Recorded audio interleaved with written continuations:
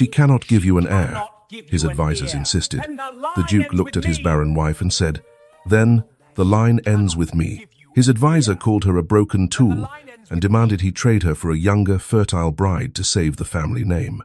For 6 years, the Duke of Blackwood watched the light die in his wife's eyes as she failed to give him a son. But when the annulment papers hit the desk, the Duke didn't sign them. He looked his adviser dead in the eye and delivered the 5 words that would destroy 300 years of history. But the advisor wasn't just worried about the bloodline, he was hiding a secret plot to steal the entire fortune for himself. Hello, lovely. If you're enjoying this romantic tale, I'd be so grateful for a like or a subscribe.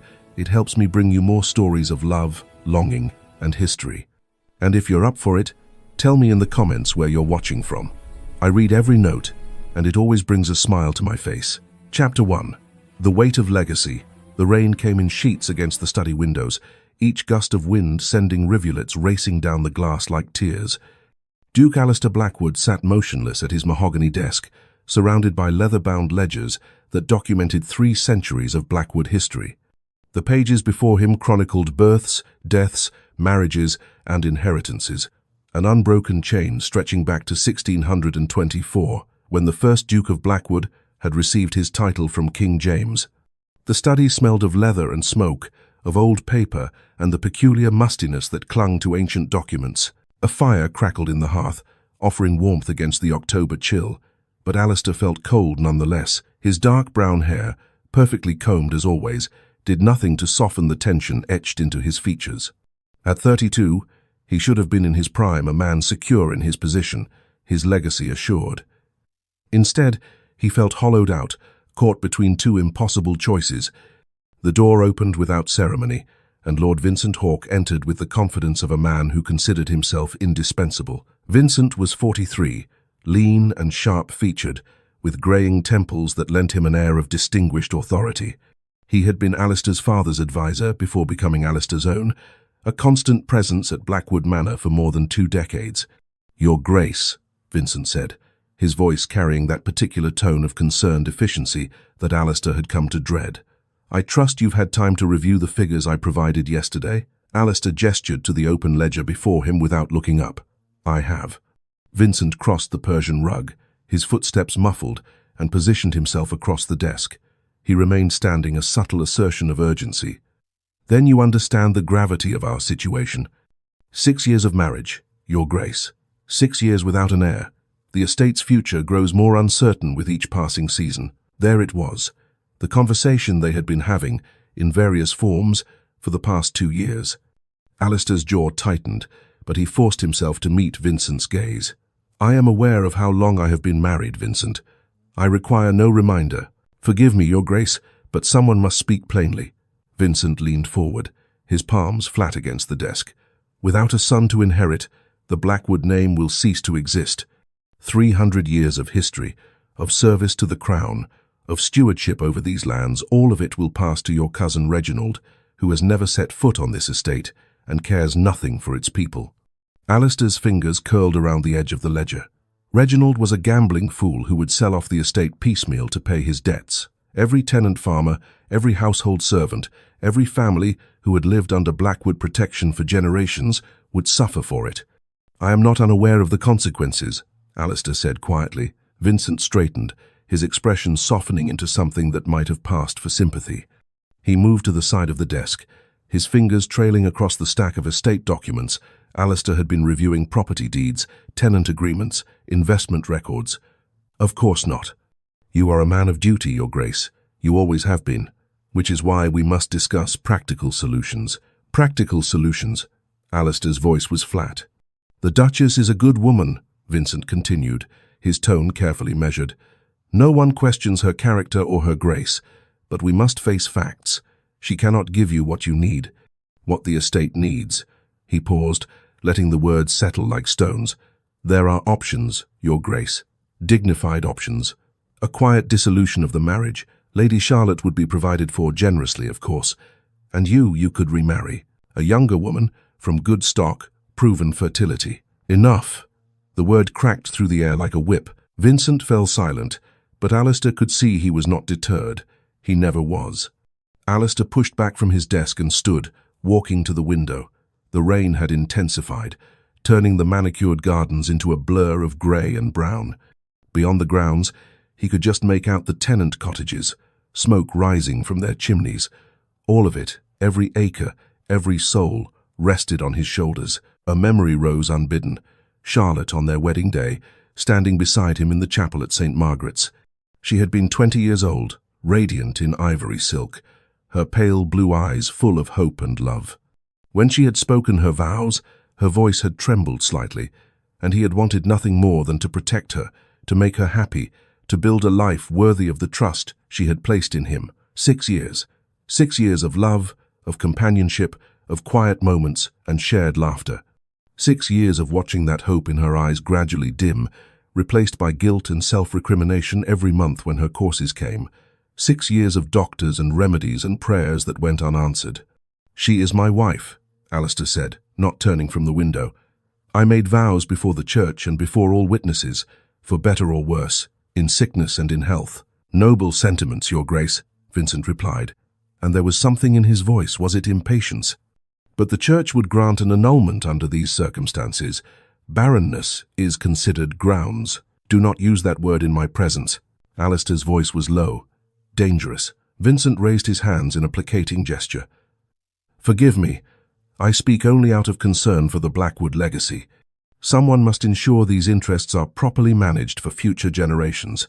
His fingers drummed against the edge of the estate inventory, a rhythmic, almost possessive gesture that Alistair noted with a flicker of unease.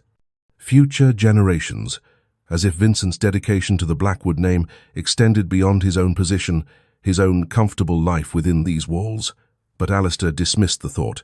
Vincent had served his father faithfully for years. His loyalty was beyond question, wasn't it? "I have given this matter considerable thought," Alistair said finally, turning to face his advisor. The firelight cast shadows across his face, making him look older than his years. "I understand what is at stake. I understand what duty demands of me." Vincent's expression brightened with anticipation.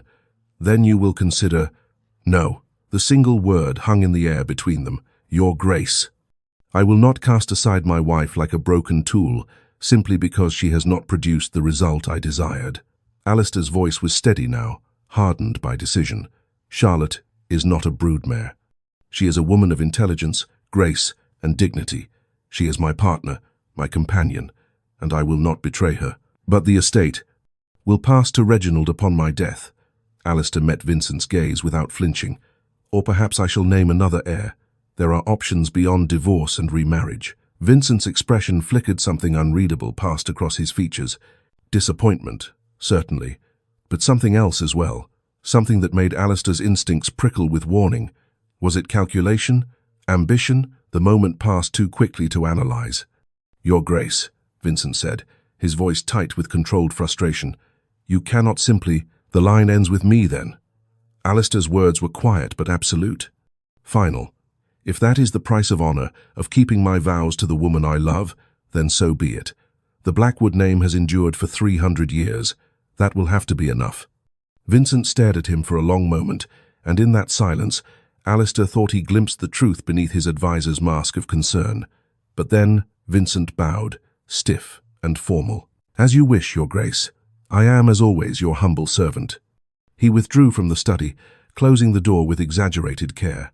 Alistair remained standing by the window, listening to Vincent's footsteps recede down the corridor. Outside, the rain continued to fall, and somewhere in the manor, Charlotte was likely sitting alone in her chambers, carrying the weight of guilt that should never have been hers to bear. Alistair pressed his palm against the cold glass and closed his eyes. "The line ends with me." The words should have brought relief. Instead, they felt like an epitaph. Chapter 2. Charlotte's Silent Suffering. The sitting room had once been Charlotte's sanctuary. Decorated in soft blues and creams that reminded her of summer skies, it was meant to be a place of peace, a feminine counterpoint to Alistair's darker, more austere study. Now, as she sat by the window with embroidery lying forgotten in her lap, it felt more like a prison, a beautiful, suffocating prison where she could do nothing but watch the last light fade from the October sky. The voices came through the connecting door, muffled but unmistakable. Alistair's study shared a wall with her sitting room, and the old manor's construction allowed sound to travel in ways the architects had never intended. 6 years of marriage, Your Grace. 6 years without an heir. Charlotte's fingers tightened around the embroidery hoop, the needle pricking her thumb. She did not pull it away. The small pain was almost welcome, a distraction from the larger ache that had taken up permanent residence in her chest.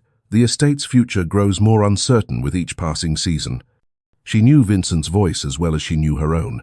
For 6 years, she had heard variations of this same conversation, sometimes through walls, sometimes in pointed silences at dinner, sometimes in the pitying looks of society, matrons who whispered behind their fans at balls and garden parties. The poor Duke, such a handsome man, wasted on a barren wife. Charlotte released the embroidery hoop, letting it fall to her lap. Her hands trembled slightly as she pressed them flat against the pale blue silk of her afternoon dress. 26 years old, and she felt ancient, hollowed out, a shell of the girl who had married Alistair Blackwood with such hope in her heart. The memories came unbidden, as they always did. Dr. Pemberton's cold hands during examinations that left her feeling exposed and inadequate. There is no obvious impediment, Your Grace.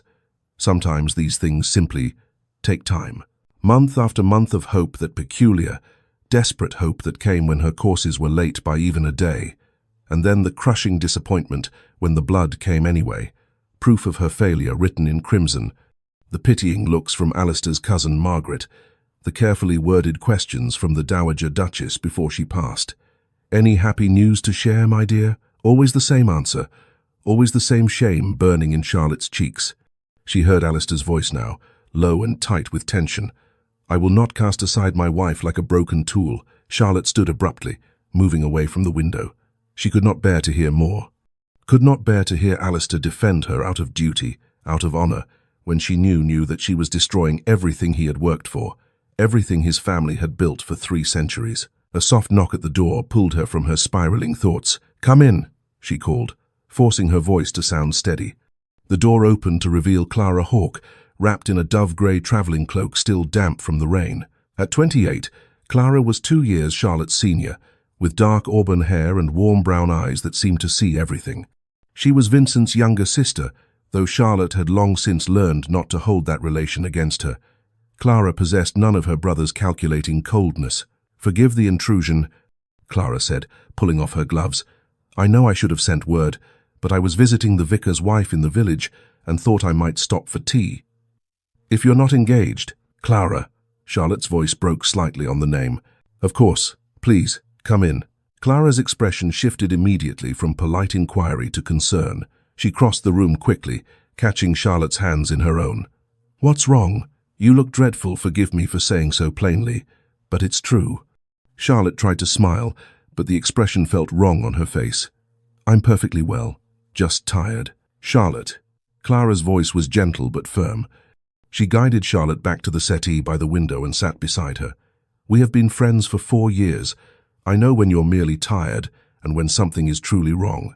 For a moment, Charlotte considered deflecting, offering some pleasantry about the weather or her correspondence or the household accounts, but the words wouldn't come. Instead, she felt her carefully constructed composure begin to crumble. "I feel like a failure," she whispered. The admission felt like tearing open a wound. "Like everything I touch turns to disappointment." Clara's grip on her hands tightened. "What has brought this on? Has someone said something cruel?" "No one needs to say anything." Charlotte's laugh was bitter. "The truth speaks for itself, doesn't it? 6 years of marriage, and I have given my husband nothing. No son, no daughter, no future for his family." "Oh, Charlotte." Clara pulled her into an embrace, and Charlotte found herself clinging to her friend like a drowning woman to driftwood. "You are more than your ability to bear children. Surely Alistair knows this." "Does he?" Charlotte pulled back, wiping at her eyes with trembling fingers. "He married me to secure his line, to produce heirs, and I have failed him utterly." "You have not failed anyone," Clara said firmly. "These things are not within our control, and any man worth his salt understands that a wife is a partner, not simply a vessel for producing children." Charlotte wanted to believe her, desperately wanted to believe that Alistair saw her as more than a disappointing investment. But she had seen the way he looked at other men's children at social gatherings, the wistfulness in his eyes. She had felt him pull away from her, inch by inch, over the past 2 years. Not cruelly, never cruelly, but the distance was there nonetheless, growing wider with each passing month. "I don't know what to do," Charlotte admitted. "I don't know how to fix this." Clara was quiet for a moment, her expression troubled. "Some things cannot be fixed, dearest, only endured, but you do not have to endure them alone." They sat together in silence as the last light faded from the sky. Eventually, Clara departed with promises to call again soon, and Charlotte was left alone with her thoughts once more. Her maid, Mary, arrived to help her dress for dinner. The girl was efficient and kind, chattering about household matters as she laced Charlotte's corset and arranged her hair. Charlotte responded mechanically, her mind elsewhere. When Mary held up the mirror so Charlotte could approve her appearance, Charlotte barely recognized the woman staring back at her. Her face was pale and drawn, with shadows beneath her pale blue eyes that cosmetics could not quite conceal. She looked like a ghost. Perhaps that was fitting. She felt like a ghost present but not truly there, occupying space but leaving no real mark upon the world. "You look lovely, Your Grace," Mary said with determined cheerfulness. Charlotte managed a thin smile. "Thank you, Mary. That will be all." After Mary departed, Charlotte found she could not bear the thought of going down to dinner. Not yet. She needed air, space, something to silence the voices in her head that whispered of her inadequacy. She wrapped herself in a thick shawl and slipped out through the terrace doors that led to the gardens. The rain had stopped, leaving everything damp and glistening in the gathering twilight. Frost had touched the roses, browning their edges, and the smell of decay mingled with the earthy scent of wet soil. Charlotte walked the gravel paths alone, her slippers crunching on the stones. The gardens stretched out before her, immaculately maintained by an army of gardeners she rarely saw. Everything at Blackwood Manor was maintained to perfection, everything except her. She stopped at the center of the rose garden, where a stone fountain stood silent for the winter. Her reflection wavered in the dark water collected in its basin, a pale, indistinct shape that could have been anyone. Would Alistair be happier without her? The question had haunted her for months now, growing louder with each of Vincent's pointed conversations, each pitying look from society. If she were gone, not dead, she wasn't quite that desperate, but simply gone, Alistair could remarry. He could find a young woman with proven fertility and secure his line. The Blackwood name would continue. The estate would thrive. Everyone would be better off. Everyone except her. But what did that matter, if she had already failed in her most fundamental duty? Charlotte's hand moved unconsciously to her stomach, pressing flat against the fabric of her dress. Empty. Always empty. No flutter of life, no promise of the future, just the same hollow ache she had carried for 6 years. "I'm sorry," she whispered to the darkening sky, to the silent fountain, to the ghost of the hopeful girl she had once been. "I'm so sorry." The words dissolved into the October evening, unanswered and unheard. Charlotte stood there for a long moment, feeling the cold seep through her shawl and into her bones.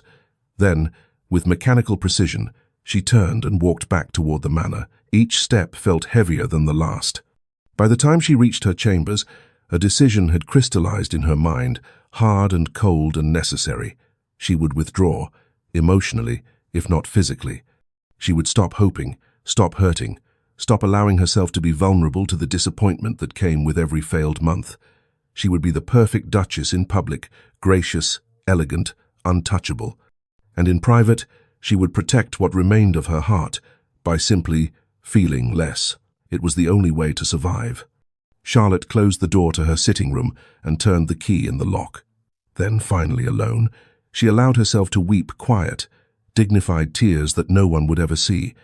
Outside her window, full darkness had fallen over Blackwood Manor, and somewhere in his study, her husband sat alone, with the weight of impossible choices pressing down upon him. Neither of them knew that the worst was yet to come. Chapter 3. The Return of Lord Edmund Carter.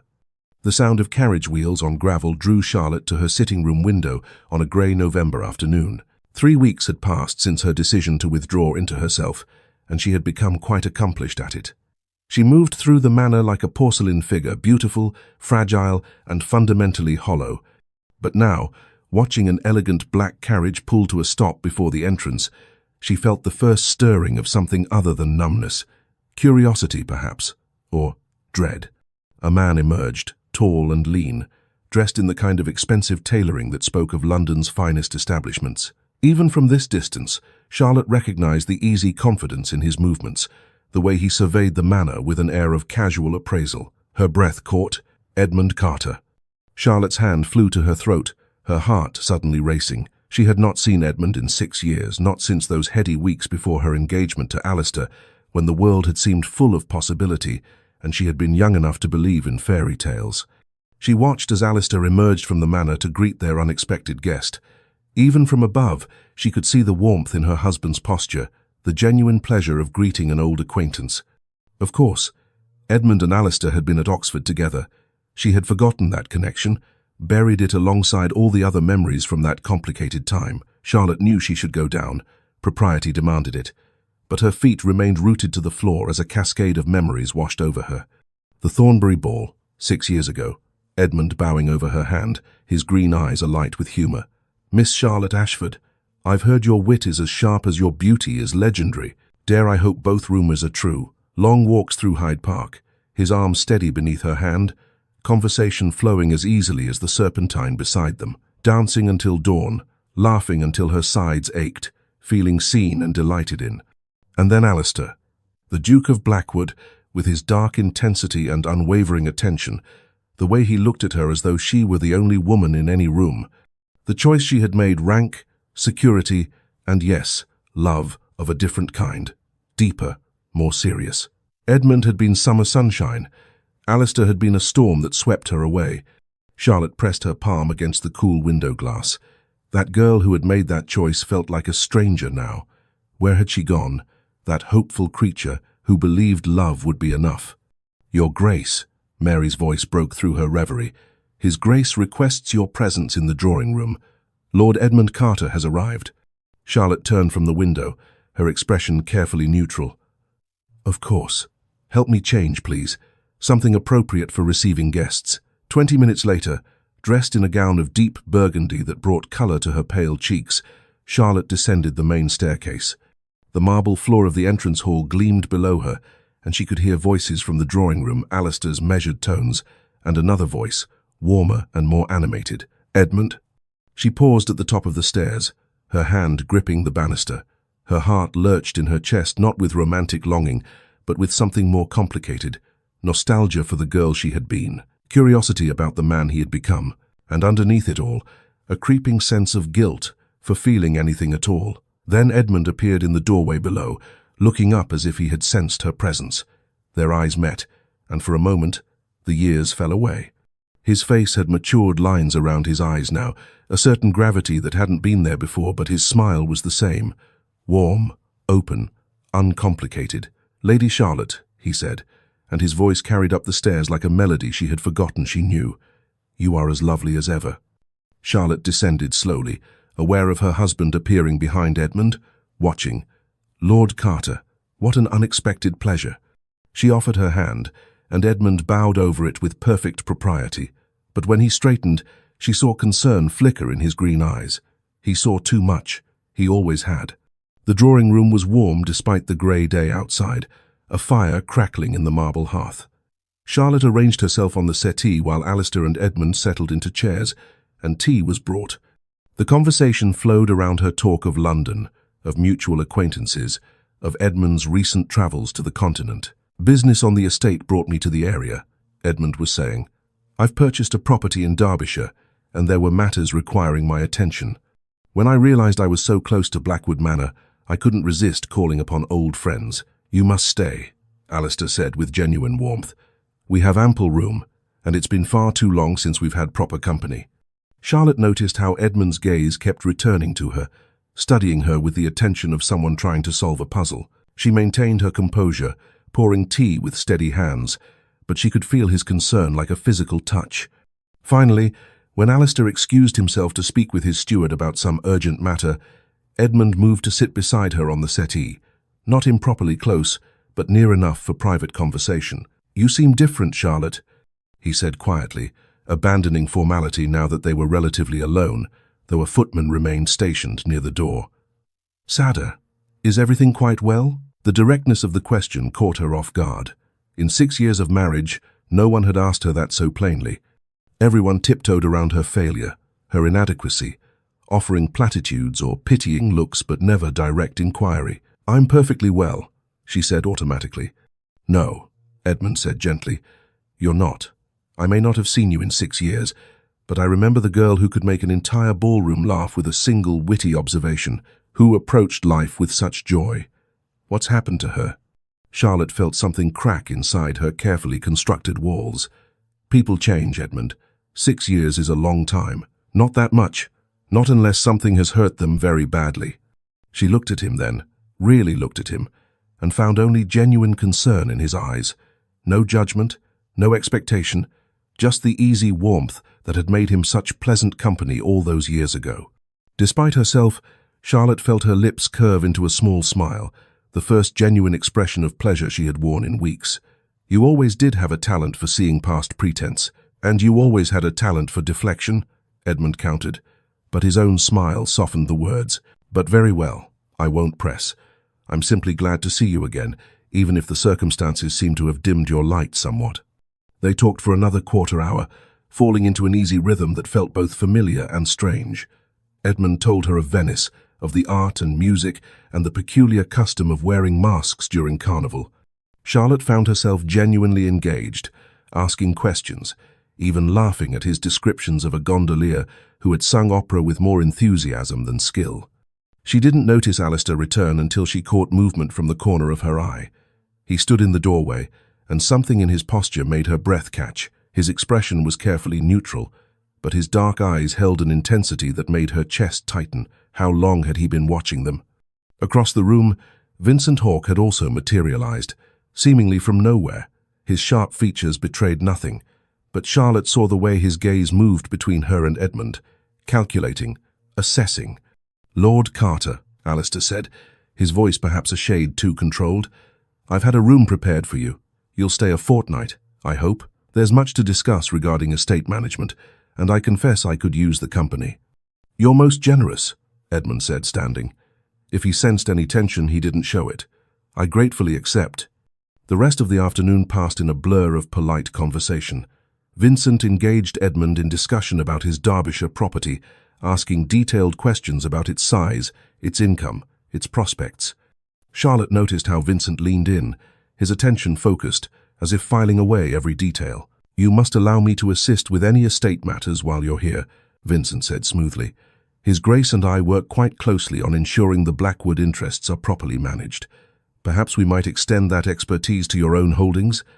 "That's kind of you," Edmund replied, though Charlotte thought she detected a note of wariness in his voice. Dinner that evening was an elegant affair, but Charlotte barely tasted her food. She was hyper-aware of Alistair at the head of the table, of Edmund seated across from her, of Vincent watching them all with those calculating eyes. The conversation flowed around her politics, the upcoming season in London, speculation about the Queen's health, but Charlotte felt removed from it, as if she were watching a play rather than participating in it. After dinner, as the men retired for port and cigars, Charlotte excused herself early, pleading a headache. It wasn't entirely a lie. Her temples throbbed, and exhaustion pulled at her limbs. But later, alone in her chambers with the candles extinguished, Charlotte found sleep elusive. She lay in the darkness, listening to the wind rattle the windows, and thought of Edmund's words. What's happened to her? The girl, he remembered that laughing, hopeful creature, where had she gone? Buried beneath 6 years of failure and shame, and slowly dying hope. But for a few moments that afternoon, talking with Edmund, she had felt a glimmer of that old self, had felt interesting again, valued, seen. The thought filled her with guilt. She was Alistair's wife. Her loyalty belonged to him, regardless of how distant they had become. Charlotte rolled onto her side, pressing her face into the pillow.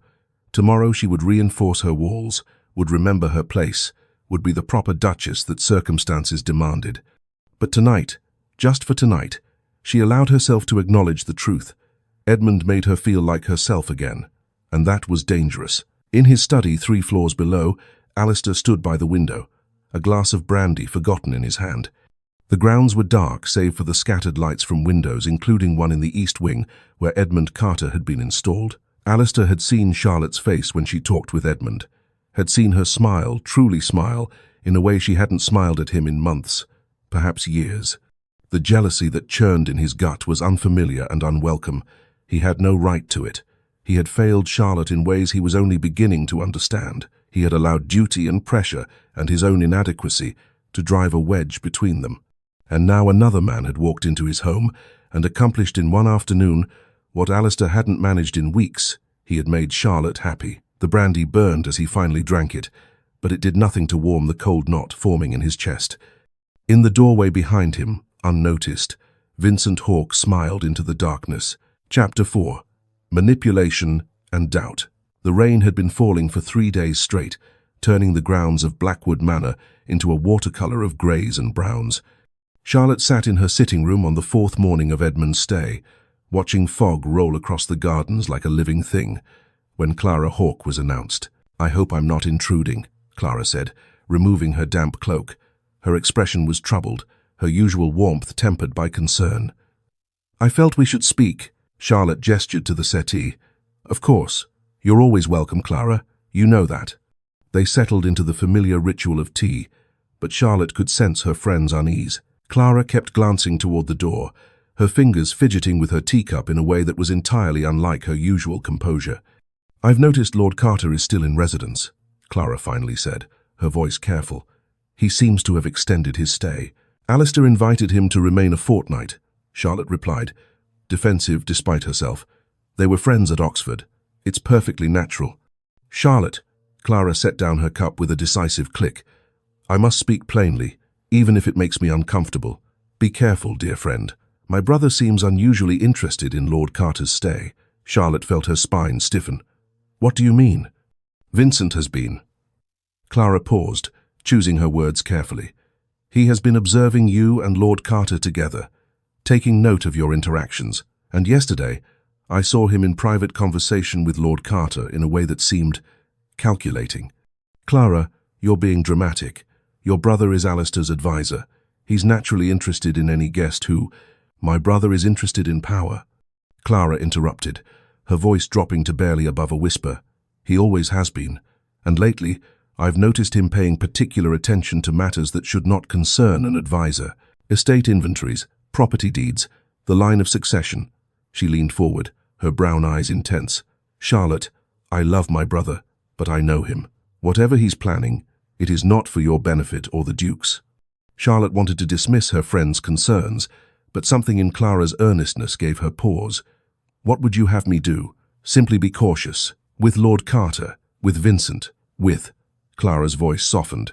"With your own heart. I've seen how Lord Carter looks at you, and I've seen how you smile when he's near a smile I haven't seen in a very long time." Heat rose to Charlotte's cheeks. "Edmund is a friend, nothing more. I believe you," Clara said gently. "But intentions and appearances are not always the same thing, and Vincent is very good at manipulating appearances." After Clara departed, her warnings lingered like the fog outside Charlotte's windows, formless but oppressive, impossible to ignore. In his study, Alistair stared at the ledger before him without truly seeing it. Vincent stood across the desk, his voice a constant drone that had become almost unbearable over the past 4 days. "I merely point out what anyone with eyes can see. Your Grace," Vincent was saying, "Lady Charlotte seems remarkably animated in Lord Carter's company. One might even say, revived." "Your point, Vincent?" Alistair's voice was ice. "My point is that perhaps she regrets her choice of husband."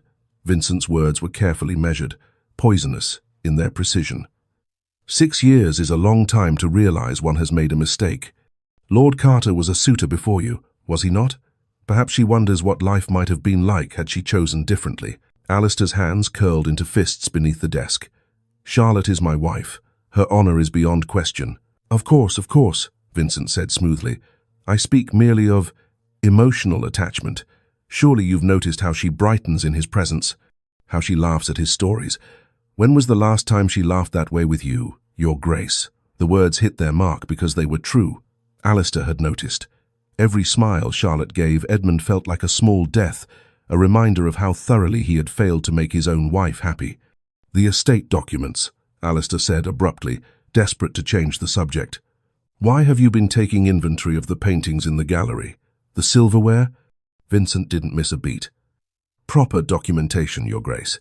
Should anything happen, should you decide to make changes to the succession, we need accurate records of all assets. It's simply good stewardship. Something about the explanation felt wrong, but Alistair was too exhausted to pursue it. He waved Vincent away with a dismissive hand. "Leave me. I have work to do." After Vincent departed, Alistair sat in the growing darkness, not bothering to light additional candles. Outside, the rain continued its relentless assault on the windows. He was losing her. Perhaps he had already lost her. And the worst part was that he couldn't even blame her for seeking comfort elsewhere, even if that comfort remained innocent. He had driven her away with his silence, his distance, his inability to simply tell her that she was enough. Alistair reached for the brandy decanter and poured himself a generous measure.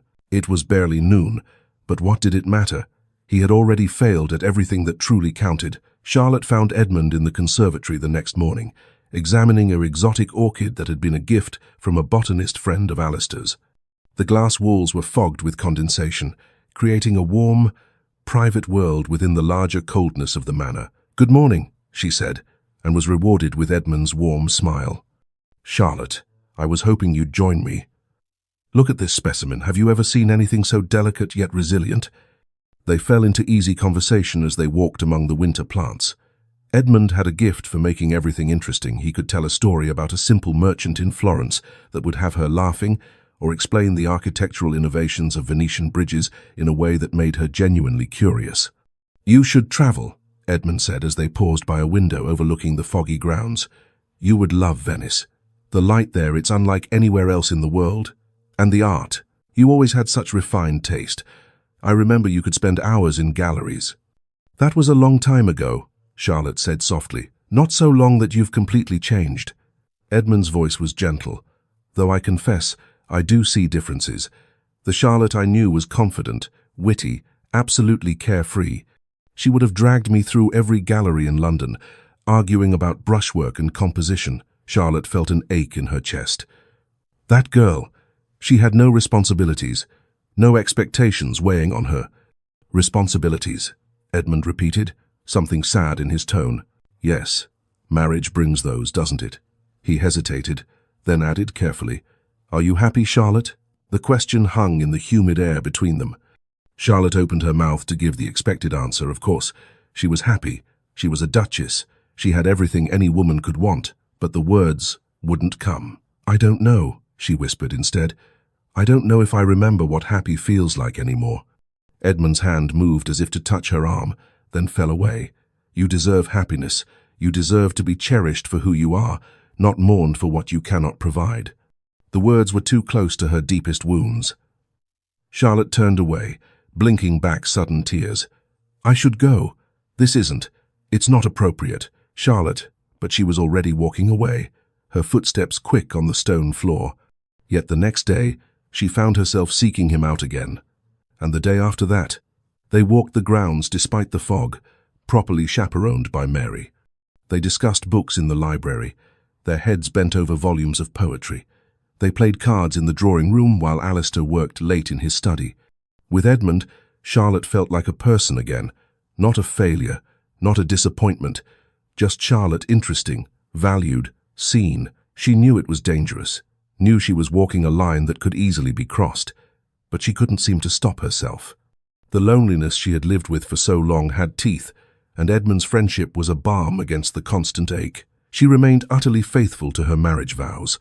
Never once did she allow impropriety, but emotionally, she was beginning to realize just how starved she had been for simple human connection. Dinner that evening was a torturous affair. 4 courses of near silence, punctuated only by forced pleasantries about the weather and the quality of the pheasant. Alistair sat at the head of the table like a statue, speaking only when directly addressed. Charlotte picked at her food, hyper-aware of Edmund across from her, and Vincent watching them all with those calculating eyes. "The fog should clear by tomorrow," Vincent observed.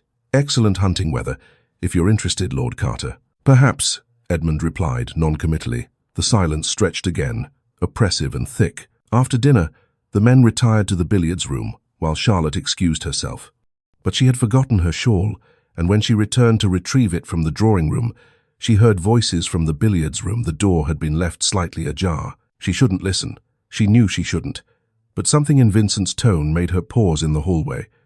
"Considering changes," Vincent was saying. "The situation is becoming untenable. No heir. A wife who clearly finds comfort elsewhere. You speak very freely about your employer's private matters." Edmund's voice, cautious. "I speak as a man who has served this family for 20 years and wishes to see it thrive. If circumstances were to shift, Lord Carter, a man positioned correctly, could benefit greatly. Lady Charlotte is quite fond of you." A pause. Charlotte held her breath. "What exactly are you suggesting, Hawke?" "Nothing improper. Simply that loyalty has its rewards. Keep the lady company. Make her feel valued. I'll handle the rest, when the time comes, for certain changes. Your cooperation would be remembered, generously." Charlotte's hand flew to her mouth, stifling a gasp. She backed away from the door, her heart pounding. Further down the hallway, hidden in a shadowed alcove, Clara Hawke stood frozen, her face pale with horror. She had heard enough. Not everything, but enough to confirm her worst fears about her brother's machinations. Their eyes met across the dim corridor, a moment of shared shock and understanding. Then Clara turned and fled toward the servants' stairs, and Charlotte hurried to her chambers before she could be discovered. An hour later, Alistair finally left his study, exhausted and seeking the solace of his chambers. But as he passed the library, he heard laughter, genuine, unrestrained laughter. He stopped, drawn by the sound like a moth to flame. Through the partially open door, he saw them, Charlotte and Edmund, seated together on the sofa, a book open between them. Charlotte's head was tilted back in laughter at something Edmund had read, her pale blue eyes bright with mirth. As Alistair watched, frozen in the doorway, Charlotte reached out to turn the page, her hand briefly touching Edmund's arm, an innocent gesture, but somehow unbearably intimate. Alistair felt something crack inside his chest, that laugh, that light in her eyes. He couldn't remember the last time he had inspired either. Edmund said something else, and Charlotte laughed again, leaning slightly toward him in a way that spoke of comfort and ease and trust. Alistair turned away before they could see him, walking blindly down the corridor. His study. He needed his study. And more brandy, much more brandy. Behind him, in the library, Charlotte and Edmund continued reading, unaware of the watching eyes that had just condemned them both. Chapter 5. The Breaking Point. For 3 days, Alistair had been a ghost in his own home. He took breakfast in his study before Charlotte rose, worked through luncheon, and returned to his desk after dinner until the small hours of the morning. Charlotte knew because she had taken to listening for his footsteps in the corridor. The heavy tread that had once brought her comfort now only amplified her loneliness. On the third night, she could bear it no longer. The clock in her sitting room had just chimed midnight when Charlotte rose from her chair, still dressed in her evening gown of midnight blue silk. She had dismissed Mary hours ago, unable to face the sympathetic looks her maid tried so hard to hide. Now she stood before the connecting door to Alistair's chambers, her hand trembling as it hovered over the handle. Rain lashed against the windows, driven by a bitter November wind that rattled the glass in its frames. The sound matched the storm building inside her chest, years of silence, of swallowed hurt, of careful pretense finally reaching a breaking point. She turned the handle and stepped through. Alistair stood by his own window, still fully dressed save for his jacket, a glass of brandy in his hand. He didn't turn at her entrance, but his shoulders tensed, and she knew he had heard her. "Alistair." Her voice was steadier than she expected. "We need to speak. It's late, Charlotte." His voice was hollow, distant. "Whatever it is, can wait until morning." "No." The word came out sharper than she intended. "It cannot wait. Nothing can wait any longer. You cannot even bear to look at me anymore, can you?" That made him turn. In the lamplight, his face was haggard, dark circles beneath his eyes speaking of sleepless nights. But it was the look in those eyes, pain and anger, and something that looked almost like jealousy that made her breath catch. "And you," he said, his voice low and dangerous, "seem perfectly content with Carter's company instead." Charlotte felt as if she'd been slapped. "What? Don't pretend ignorance. I've seen you together. I've heard you laugh with him, seen you smile at him, watched you seek him out day after day." Alistair's grip tightened on his glass. "You light up in his presence in a way you haven't with me in years." "How dare you?" Charlotte's voice rose, years of suppressed emotion finally breaking free. "How dare you accuse me of impropriety when you've spent 3 years pulling away from me, avoiding my presence, treating me like a piece of furniture that's failed to perform its function. That's not. It is, she was shouting now, propriety abandoned. Do you think I don't see it? Don't feel it? Every time Vincent speaks of heirs in your presence and you say nothing. Every time you work late to avoid sharing a meal with me. Every time you look at other men's children with that expression of longing and loss. You don't understand. Then explain it to me. Charlotte's voice cracked, tears streaming down her face. Explain why my husband has become a stranger. Explain why I feel more alone in my marriage than I ever did as a spinster. Explain why I'm made to feel like a failure every single day of my life. I never meant, Alistair set down his glass with a sharp crack. I never wanted you to feel that way. But I do. Charlotte's shoulders shook with the force of her sobs. I know I failed you. I see it in every disappointed look, every time you turn away from me, every time Vincent mentions heirs in my presence and you remain silent. I see it, Alistair.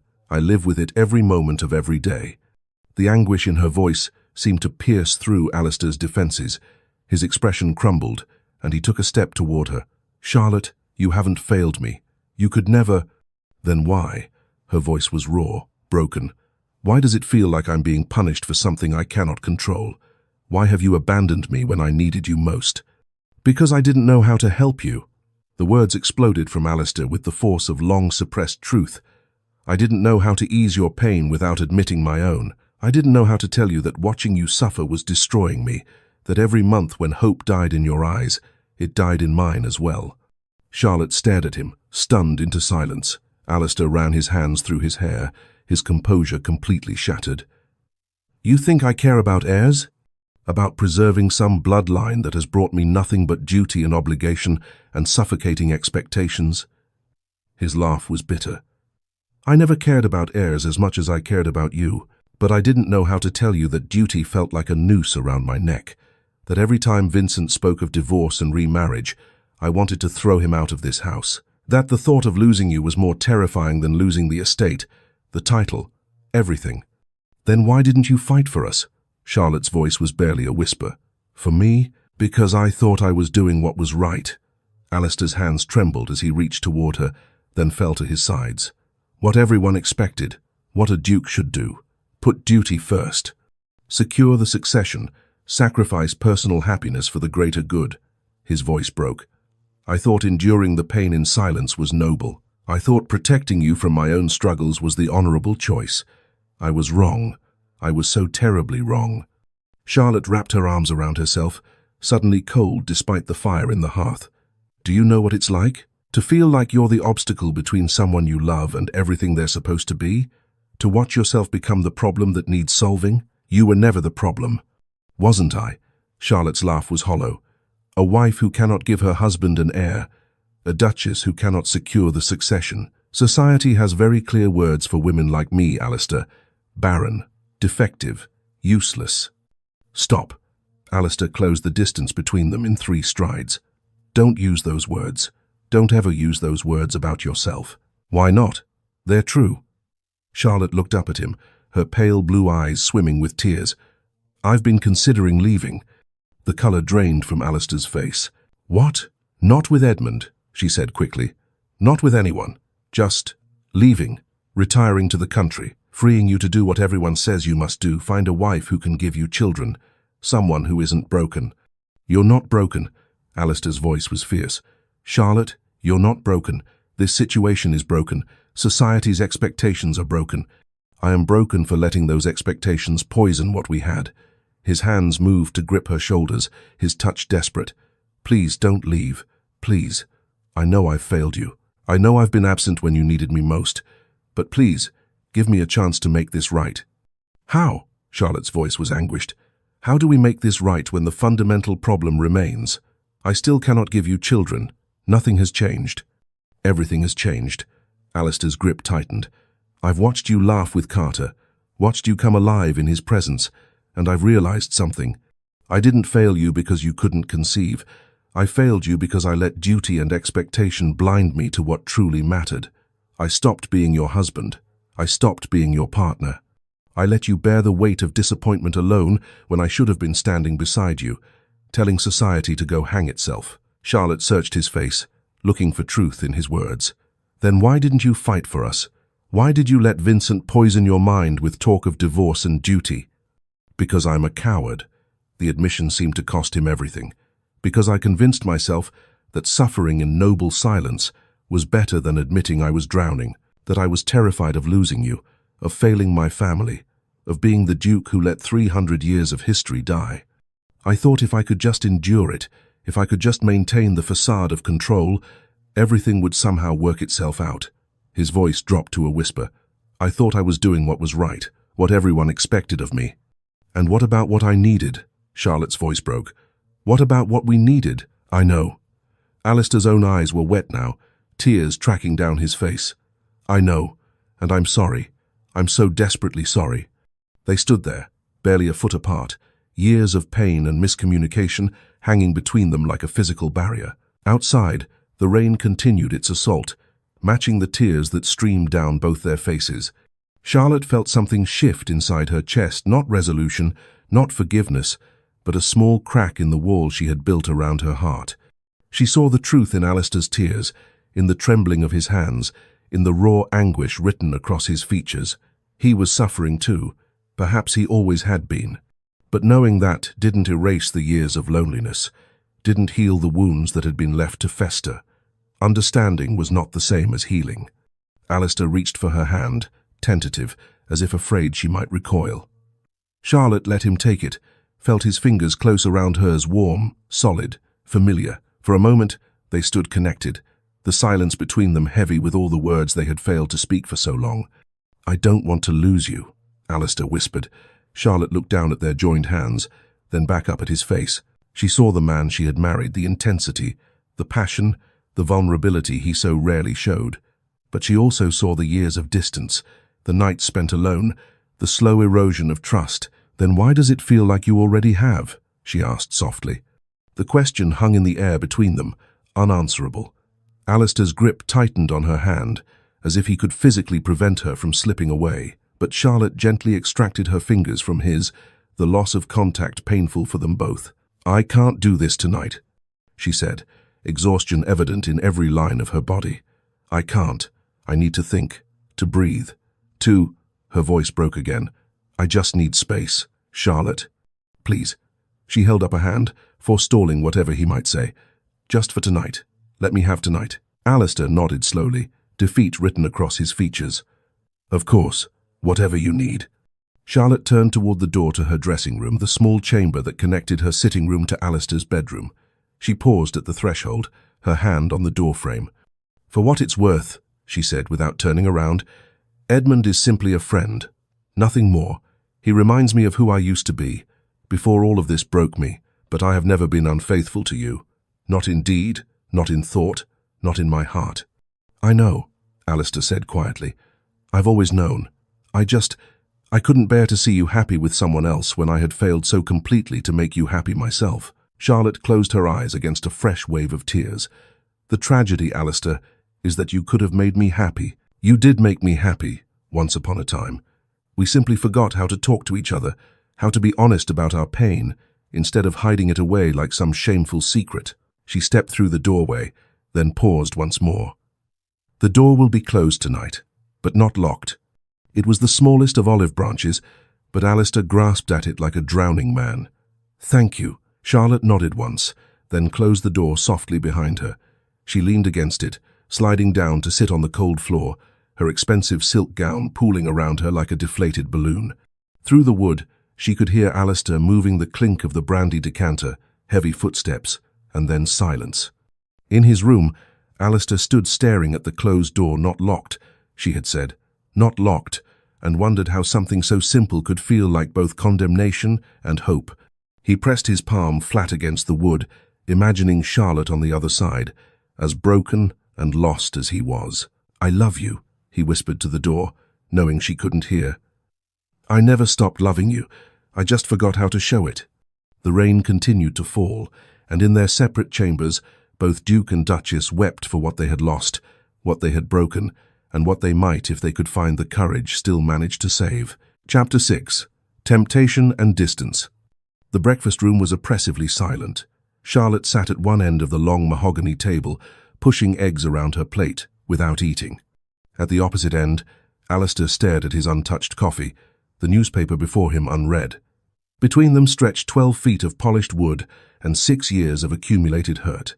Edmund entered with his characteristic energy, then stopped short, reading the tension in the air like words on a page. His green eyes moved between them, assessing. "Good morning," he said carefully, taking a seat midway between them, a diplomat trying to bridge a chasm. "Good morning, Lord Carter," Charlotte replied, her voice carefully modulated. Alistair merely nodded, not looking up from his newspaper. The silence returned, broken only by the clink of silverware and the ticking of the mantel clock. Edmund made a valiant attempt at conversation, commenting on the weather, mentioning a letter from London, but neither Charlotte nor Alistair offered more than monosyllabic responses. Finally, Alistair stood abruptly, his chair scraping against the floor. "Forgive me. Estate business requires my attention." He didn't look at Charlotte as he strode from the room. Edmund watched him go, then turned to Charlotte with undisguised concern. "What happened?" Charlotte set down her fork with trembling fingers. "Nothing that can be mended over breakfast conversation." She managed a wan smile. "Please, tell me more about your letter. I could use the distraction." Over the following days, a pattern emerged that felt like slow torture. Alistair left before dawn, riding out to inspect tenant farms and supervise drainage projects that suddenly required his urgent attention. He returned long after dinner, closeting himself in his study with Vincent and ledgers and brandy. Charlotte caught glimpses of him in corridors, haggard, exhausted, avoiding her gaze. She told herself it was for the best. They both needed distance to heal, but distance felt remarkably like abandonment. Edmund, by contrast, was always present, always attentive, always ready with a sympathetic ear or a diverting story. On the third day of Alistair's conspicuous absence, Edmund suggested an outing to the village. "The fresh air will do you good," he said. "You're growing pale as a ghost, Charlotte." Mary accompanied them as chaperone, trailing a respectful distance behind as they walked through the December cold. The village was preparing for Christmas wreaths on doors, the smell of pine and cinnamon drifting from cottages. Charlotte found herself actually noticing the world around her for the first time in days. "There's a bookshop here I've been meaning to visit," Edmund said, guiding her toward a tidy establishment with frost-painted windows. "The proprietor supposedly has an excellent collection of poetry." Inside, surrounded by the comforting smell of leather and paper, Charlotte felt something loosen in her chest. Edmund engaged the elderly proprietor in conversation while Charlotte browsed the shelves, running her fingers over spines, reading titles, feeling almost like herself again. Not a failed duchess, not a disappointment, just Charlotte, who loved books and poetry and intellectual conversation. "I bought you something," Edmund said when they emerged an hour later. He handed her a small, wrapped package. "Edmund, you shouldn't." "Just a small volume of Wordsworth. I remember you were fond of his work." His smile was gentle. "Consider it a gift between old friends." Charlotte clutched the package to her chest, absurdly touched by the gesture. When was the last time someone had given her something simply because they thought it would make her happy? As they walked back toward the manor, Edmund began to speak of his own struggles carefully, as if testing her reaction. His father's debts, inherited along with a crumbling estate. The pressure to marry well, to restore the family fortunes, the loneliness of duty without love. "I sometimes think," he said quietly, "that we're all prisoners of expectation, trapped by what others think we should be, should do, should want." Charlotte found herself nodding. Yes, exactly that. Their shared understanding created a dangerous intimacy, the recognition that they were both casualties of a system that valued bloodlines over happiness, duty over desire. The following afternoon, Charlotte found Edmund in the conservatory, examining a winter rose that had somehow managed to bloom despite the cold. The glass walls were fogged with condensation, creating a private world. "Charlotte," Edmund turned to her with a smile that faded when he saw her expression. "What's wrong?" "Everything," she said simply. "Nothing. I don't know anymore." Edmund moved closer, his expression filled with concern. Then, very gently, he took her hand. His fingers were warm, steady, and Charlotte found herself frozen not by desire, but by the simple human comfort of touch. "You deserve to be happy, Charlotte," Edmund said quietly. "To be cherished, not just endured. To be seen as a woman, not merely as a vessel for producing heirs." Charlotte pulled her hand away as if burned, stepping back. "Edmund, don't. I'm sorry. I've overstepped." But he didn't look sorry. His green eyes held hers with an intensity that made her breath catch. "But I can't help thinking. I've always wondered what would have happened if I'd proposed first, if I'd had the courage to ask for your hand before Blackwood swept you away. But you didn't," Charlotte said, her voice shaking. "And I made my choice. I love my husband." "Do you?" Edmund's question was gentle but devastating. "Or do you love the idea of what he should have been, what your marriage should have been?" He took a step closer, though he didn't touch her again. "Does he love you, Charlotte? Or does he love the idea of what you should have been, the perfect duchess who could give him perfect heirs?" The words hit like physical blows because they echoed her own darkest fears. Charlotte wrapped her arms around herself, suddenly cold despite the humid warmth of the conservatory. "That's not fair," she whispered. "Perhaps not, but it's honest." Edmund's voice softened. "I'm sorry. I don't mean to cause you pain. I only want you to know that there are other possibilities, other futures.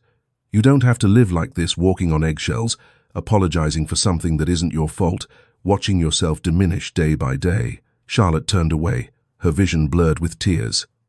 "I should go." "Charlotte, wait."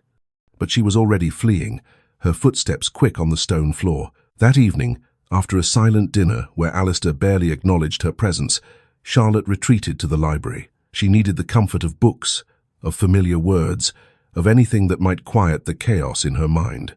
She was curled in a chair by the fire, Wordsworth's poetry open but unread in her lap, when Edmund found her. "I apologize for this afternoon," he said from the doorway. "May I come in?" Charlotte nodded, too tired to send him away. Edmund settled into the chair opposite hers, the fire crackling between them. For a long moment, neither spoke. Then Edmund leaned forward, his elbows on his knees, his expression serious. "Charlotte, I need to say something, and I need you to hear me out before you respond." Something in his tone made her heart begin to race. "Edmund, please." He held up a hand. "I've thought about this carefully. I know what I'm about to propose is unconventional, perhaps even shocking, but I believe it may be the solution to both our problems." Charlotte's fingers tightened on the book. "What are you talking about? Come with me." The words hung in the air, impossible and tempting. "Not as anything scandalous. I would marry you properly, once your situation is resolved. Once you're free of this marriage that brings you nothing but pain." Charlotte stared at him, shocked into silence. Edmund continued quickly, as if afraid she might flee before he finished. "I have a modest estate in Derbyshire. Nothing grand, but comfortable, peaceful. We could live quietly, away from society's cruelty, away from the constant judgment and expectation. You could be yourself again, the woman you were before all this broke you." "Edmund, you can't be serious." "I am entirely serious." He leaned forward. "I know this seems sudden, but I've watched you these past weeks, seen your suffering, and I cannot stand by and do nothing. You deserve happiness, Charlotte. You deserve a life where you're valued for who you are, not mourned for what you cannot provide." Charlotte felt as if she were drowning. Part of her, the desperate, lonely part that had been slowly dying inside her marriage, heard his words like a lifeline. Escape, freedom, a chance to start over, away from failure and disappointment and the suffocating weight of duty. But another part of her, the part that had loved Alistair on their wedding day, that still loved him despite everything, recoiled from the suggestion. I need time," she heard herself say, "to think. This is—" "I understand." Edmund rose, moving to stand before her chair. "Take all the time you need. But know this, Charlotte, the offer is genuine. I care for you. I always have. And I believe I could make you happy in a way that Blackwood cannot." After he left, Charlotte sat frozen in her chair, her mind spinning. She knew rationally, logically, that the answer had to be no. She was married. She had made vows. She loved Alistair, despite the distance between them. But the temptation Edmund offered wasn't really about him at all. It was about escape, about the possibility of a life where she wouldn't wake up every day feeling like a failure, where she could be enough, just as she was. The thought terrified her because for one dangerous moment, she found it appealing. Upstairs, Alistair was pulling on his coat to ride out again, always again when his valet cleared his throat nervously. "Begging your pardon, Your Grace, but I thought you should know. Lord Carter and Her Grace were alone in the library just now. Private conversation, it seemed." Alistair's hands stilled on his buttons. How long? Near to half an hour, Your Grace. Jealousy and fear crashed over Alistair like a physical wave. Half an hour, alone. In the library where they had laughed together, where Charlotte had smiled at Edmund with a warmth she no longer offered her own husband, he abandoned his plans for the evening ride and headed toward the East Wing instead, where Edmund's guest quarters were located. His footsteps were heavy, purposeful, each one driving home the truth he had been avoiding. He was losing her, if he hadn't already lost her completely. He knocked on Edmund's door with perhaps more force than strictly necessary. Edmund opened it, unsurprised. "Blackwood, I wondered when you'd come. We need to talk." Alistair didn't wait for an invitation, pushing past Edmund into the room. "About your intentions regarding my wife." Edmund closed the door carefully, then turned to face him. In the lamplight, his expression was unreadable. "My intentions are honorable." "Honorable?" Alistair's laugh was bitter. "You call it honorable to pursue another man's wife?" "I call it honorable to offer happiness to a woman who is clearly miserable." Edmund's tone remained calm, which only inflamed Alistair's anger further. "Tell me, Blackwood, when was the last time you made your wife smile? When was the last time you looked at her with something other than guilt and disappointment?" "How dare you? How dare I speak the truth?" Edmund's composure cracked slightly. "I've known Charlotte for years. I knew her before you, knew the vibrant, joyful woman she was, and I've watched her wilt under the weight of your expectations, your disappointment, your inability to value her for anything beyond her capacity to produce heirs. You know nothing about my marriage." "I know enough." Edmund moved to pour himself a drink, offering one to Alistair, who refused curtly.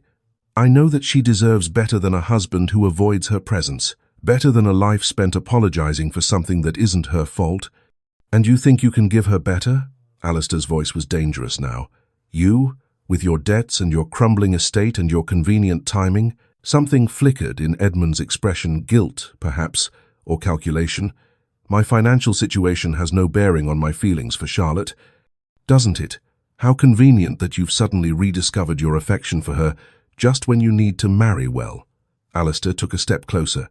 "What did Vincent promise you, Carter? Money? A position? Help with those debts?" Edmund's face hardened. "You're grasping at shadows, Blackwood." "Am I?" Alistair could see he'd hit a nerve. "Vincent has been remarkably interested in your stay here, remarkably encouraging of your friendship with my wife. One might almost think he had an agenda. Whatever Vincent's motivations, mine are my own." Edmund set down his glass with controlled precision. "I care for Charlotte. I always have. And yes, I've offered her an alternative to the misery you've created for her. If that makes me a villain in your eyes, so be it. You've proposed to my wife." It wasn't a question. Edmund didn't deny it. "I've offered her a choice, something you seem incapable of giving her the freedom to be valued for who she is, not punished for what she cannot provide." Alistair's control snapped. He grabbed Edmund's collar, slamming him back against the wall. "She is my wife, mine, and I will not let you steal her away with pretty words and false promises." Edmund didn't fight back, but his eyes held Alistair's steadily. "You can't steal what's already been abandoned, Blackwood. Charlotte has been alone in your marriage for years. I'm simply offering her a way out. Get out." Alistair released him roughly. "Out of my house. I want you gone by morning." "Gladly." Edmund straightened his shirt, his expression cold now. "But know this, the offer stands. When Charlotte realizes you cannot give her what she needs, when she finally accepts that your marriage is a prison rather than a partnership, I'll be waiting. And next time, she might accept." Alistair wanted to hit him, wanted to wipe that confident expression off his face, but violence would solve nothing. Instead, he turned and stalked from the room, his hands clenched into fists. In the dark hallway, he stopped, pressing his fist against the wall as Edmund's words echoed in his mind. "You cannot give her what she needs. Your marriage is a prison. She's been alone for years." Every accusation was true, every word a knife in his chest because he had done this. He had created this situation through his silence, his distance, his cowardice in the face of duty and expectation. And now he might lose her entirely. Not because she didn't love him, but because he had failed to show her that he loved her more than any legacy, any title, any expectation society might place upon them. Alistair pressed his forehead against the cold wall and wondered if it was already too late to save what remained of his marriage. If Charlotte would choose escape, over fighting for what they had once shared. Tomorrow, Edmund would leave, but the damage was done. The offer had been made, and Charlotte, lonely and hurting and desperate for any validation, now had an alternative to consider. Alistair remained in that dark hallway long into the night, wrestling with the knowledge that he was losing the only thing that had ever truly mattered to him, and that he had no one to blame but himself. Chapter 7. Clara's Revelation. Charlotte stood at her sitting room window as dawn broke over Blackwood Manor, watching Edmund's carriage disappear down the tree-lined drive. The December morning was bitter cold, frost glittering on every surface like scattered diamonds. She pressed her palm against the icy glass, her breath fogging the pain. He was gone. She felt relief profound and immediate, as if a weight had been lifted from her chest. But underneath the relief lurked something more complicated. Doubt, perhaps. Or regret for what his departure represented. The closing of a door she had never truly intended to walk through, yet had found strangely comforting to know existed. Edmund's proposal had been impossible, of course. She had known it the moment the words left his lips. She loved Alistair despite everything, despite the distance and pain and accumulated hurt. The marriage might be broken, but it wasn't beyond repair. At least, she hoped it wasn't. But the temptation had been real. The desire to escape, to start fresh, to stop being the problem that needed solving that had been desperately, dangerously real. Charlotte turned from the window, wrapping her shawl more tightly around her shoulders. She had not slept. After Edmund's departure had been arranged, Alistair's terse announcement at breakfast, Edmund's stiff bow, the careful avoidance of her eyes, she had retreated to her chambers and spent the night staring at the ceiling, her mind churning with impossible choices and unanswerable questions. Now, in the grey morning light, she felt hollowed out, empty, as if all the emotion of the past weeks had finally drained away, leaving nothing but exhaustion. A knock at the door made her start. "Come in," she called, expecting Mary with breakfast. Instead, Clara Hawke entered, and Charlotte's breath caught at her appearance. Clara's face was pale, her eyes red-rimmed as if she'd been crying. She clutched a leather portfolio to her chest with white-knuckled hands. "Clara?" Charlotte moved toward her friend immediately. "What's wrong? What's happened?" "I need to speak with you." Clara's voice trembled. "Privately. It's urgent." Charlotte quickly checked that the corridor was empty, then closed the door. "Of course. Sit down. You look dreadful. Shall I ring for tea?" "No. No tea." Clara moved to the settee but didn't sit, pacing instead like a caged animal. "Charlotte, I must tell you something about my brother. I know he's been manipulating this entire situation." Charlotte felt ice settle in her stomach. "What do you mean?" Clara finally sat, placing the portfolio on her lap with trembling hands. "Do you remember when I warned you to be careful? When I said Vincent seemed unusually interested in Lord Carter's stay?" "Yes. I've been watching him since then, observing, and what I've discovered." Clara's voice broke. She pressed her fingers to her eyes, composing herself. "Charlotte, my brother is not the man you think he is. He's not the man Alistair thinks he is. Clara, you're frightening me." "Good. You should be frightened." Clara opened the portfolio with shaking hands. 3 weeks ago, I began investigating Vincent's activities. I know how he works. I've seen him manipulate situations before, when we were younger. He has a gift for it, for positioning himself to benefit from others' misfortunes. She pulled out a letter, the paper fine quality, the handwriting unmistakably Vincent's. "This is correspondence to Lord Carter, dated October, 2 weeks before he arrived at Blackwood Manor." Charlotte took the letter, her heart pounding. She read, "My dear Carter, I trust this letter finds you well, though I suspect your financial difficulties continue to press upon you. I may have a solution that could benefit us both. There is a situation developing at Blackwood Manor that requires delicate handling. Her Grace, the Duchess, finds herself in a most unfortunate position, unable to provide the heir that duty demands. His Grace grows increasingly troubled by this failure. You were once close to Lady Charlotte, were you not? Before her marriage? I wonder if you might consider a visit to the area. Purely social, of course. Old friends reuniting. Her Grace has been quite isolated of late, and I believe she would welcome familiar company. There may be opportunities for a man of discretion who finds himself in the right place at the right time. We should discuss this further. I remain, as always, interested in mutually beneficial arrangements." Charlotte's hands trembled as she lowered the letter. "He invited Edmund here. deliberately. There's more. Clara handed her another document, a financial ledger showing a substantial loan from Vincent to Edmund Carter, dated the week before Edmund's arrival. He bought his cooperation, paid off Edmund's most pressing debts in exchange for, what? Playing the charming suitor? Making you feel valued? Creating the appearance of impropriety? Charlotte felt sick. Edmund knew. He was working with Vincent from the beginning? I believe Edmund's feelings were genuine, Clara said carefully. But yes, Vincent manipulated his presence here, used his financial desperation to position him as a threat to your marriage. Why? Charlotte's voice was barely a whisper. Why would Vincent do this? Clara pulled out more documents, spreading them across the settee between them. Because he wants the Blackwood fortune. He's been planning this for months, perhaps years. Charlotte stared at the papers before her. A draft legal document proposing the adoption of Vincent's 12-year-old son as Blackwood heir, correspondence with various nobles, each letter carefully worded to spread doubt about Charlotte's adequacy as a duchess. Estate transfer documents, partially completed, awaiting only Alistair's signature. And then, the most damning evidence of all, a letter from Vincent to his wife, dated just 2 weeks prior. My dearest, events progress as planned. His Grace grows more desperate daily, and her Grace more isolated. Carter plays his role admirably, the charming friend who reminds her of happier times. The emotional distance between husband and wife widens with each passing day. If all continues as expected, Blackwood will be forced to accept the inevitable: divorce, adoption of our dear William as his heir, and the positioning of our family to control the Blackwood interests during the boy's minority. Within the year, we shall have what we've worked toward for so long: the Blackwood fortune, the estate, the title's influence, all effectively ours to manage. Remain patient, my love.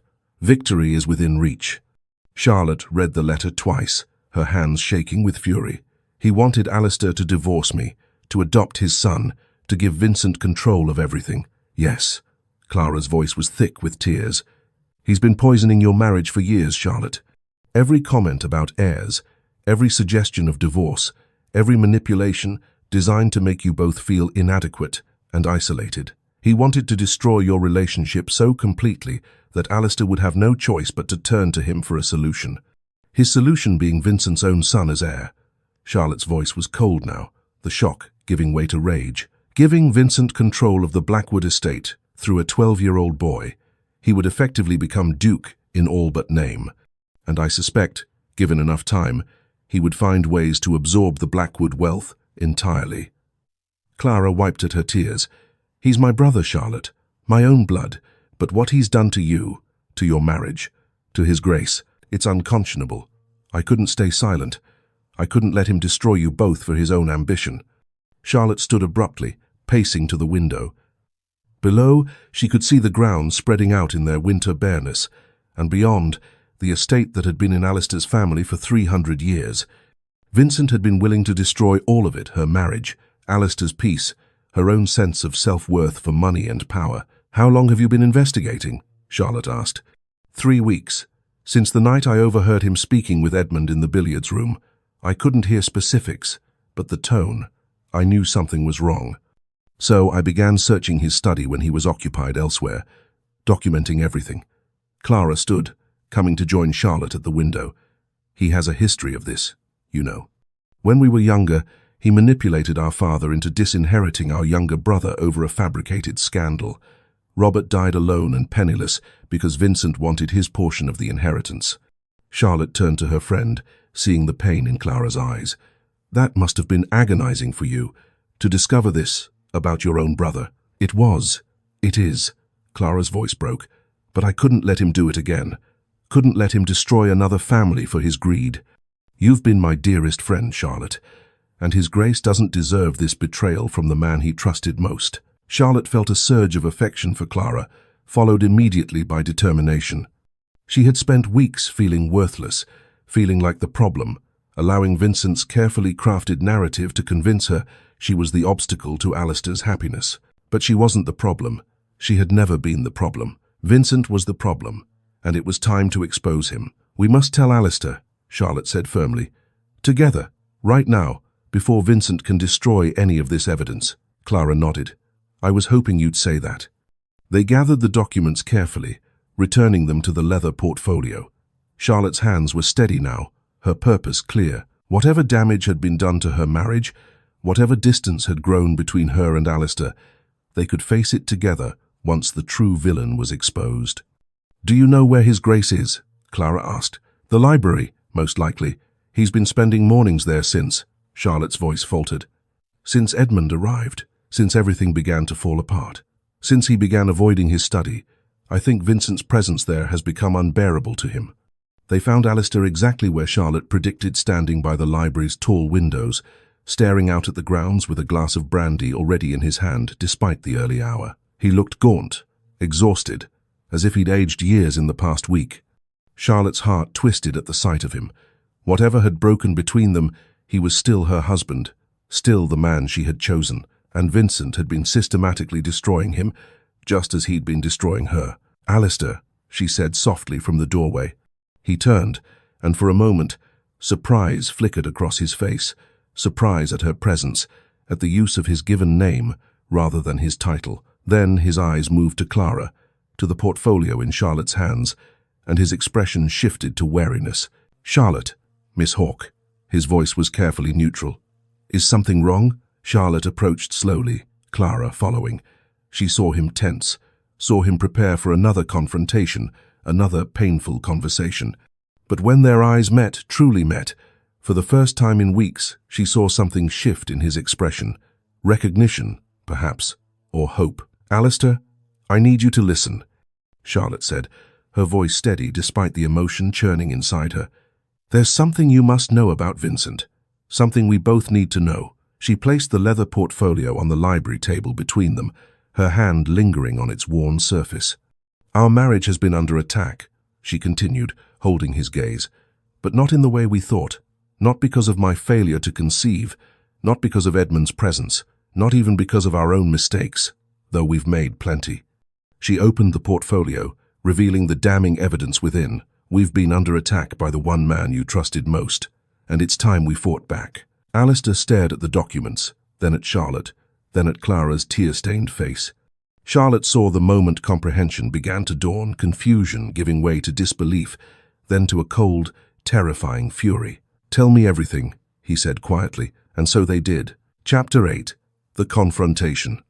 The study had never felt more like a war room. Alistair sat at his desk, the leather portfolio open before him, documents spread across the mahogany surface like evidence at a trial. Charlotte stood beside him, close enough that her skirts brushed his arm, a small intimacy that felt monumental after weeks of distance. Clara occupied the chair opposite, her hands folded tightly in her lap, her face pale but determined. The fire crackled in the hearth, casting dancing shadows across the walls as afternoon faded toward evening.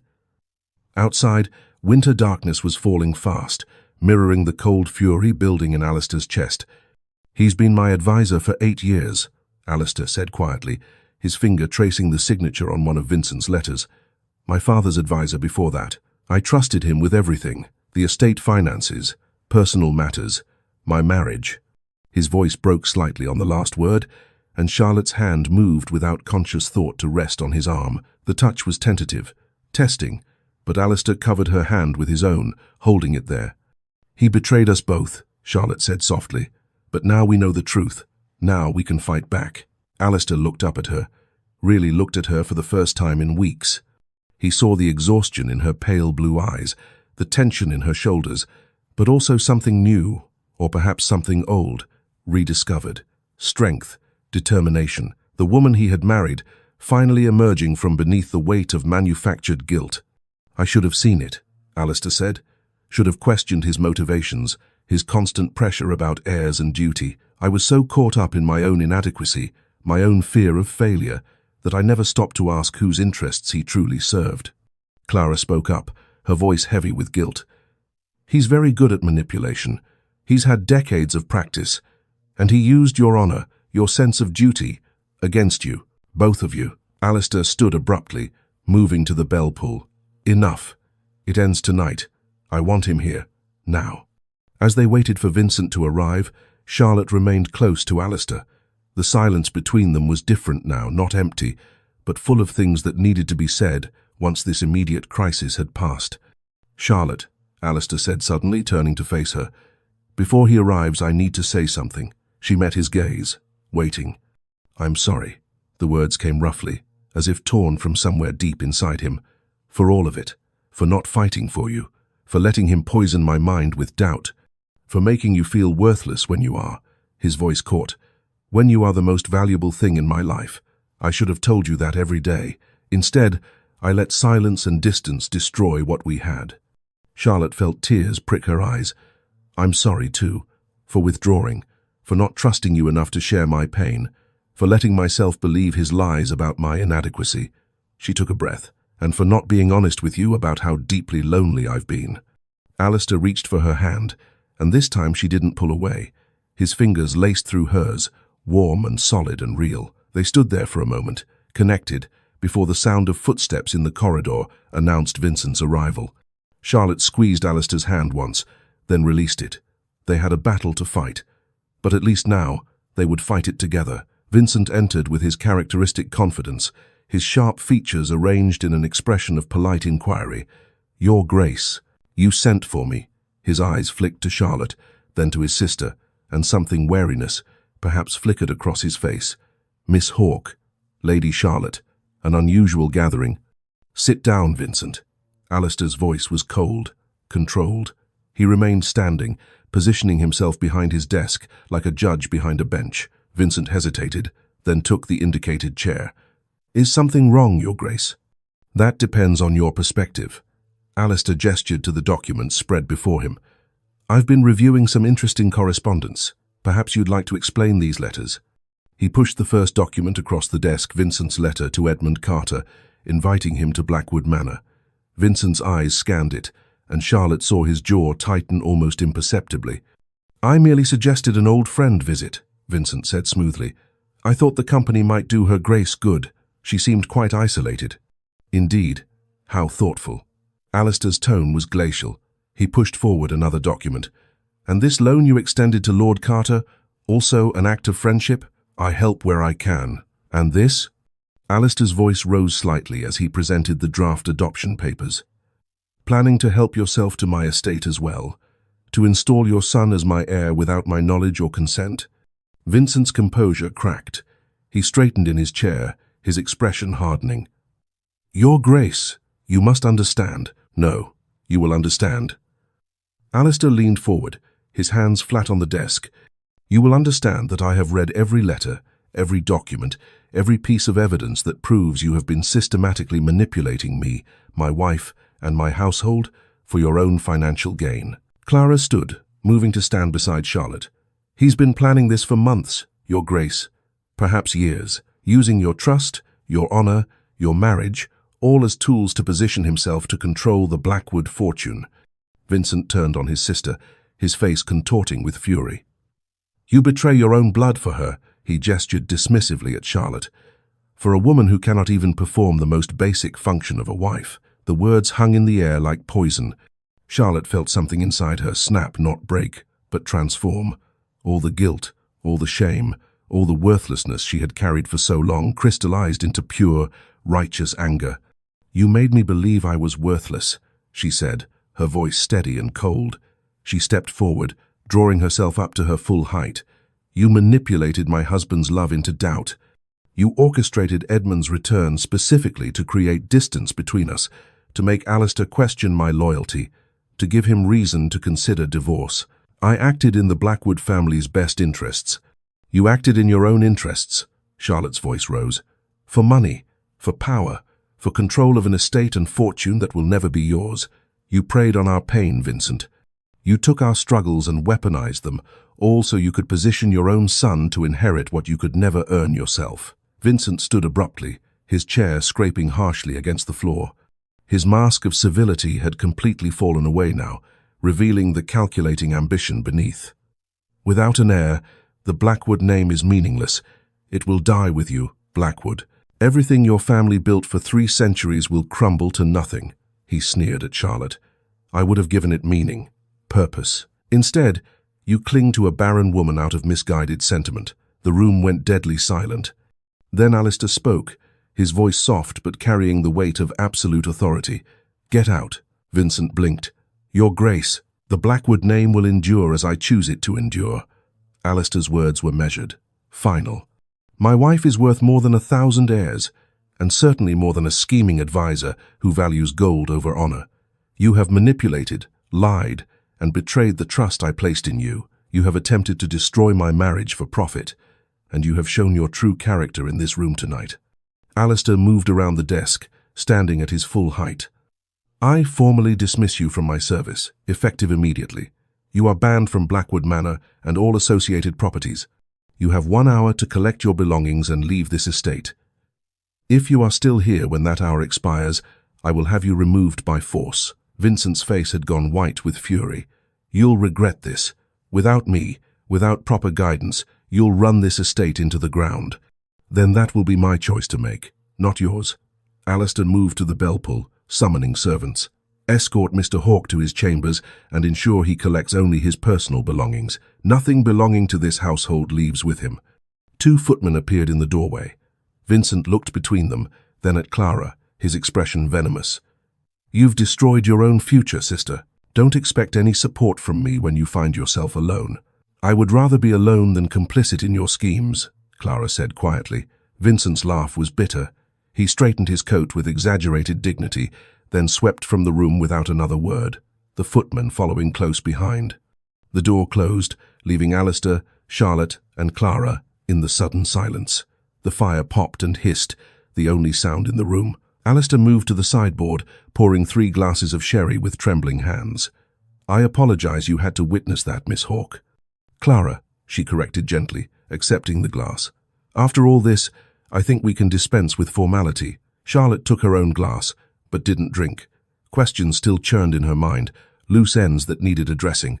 What about Edmund? Alistair's expression tightened. What about him? Clara spoke up quietly.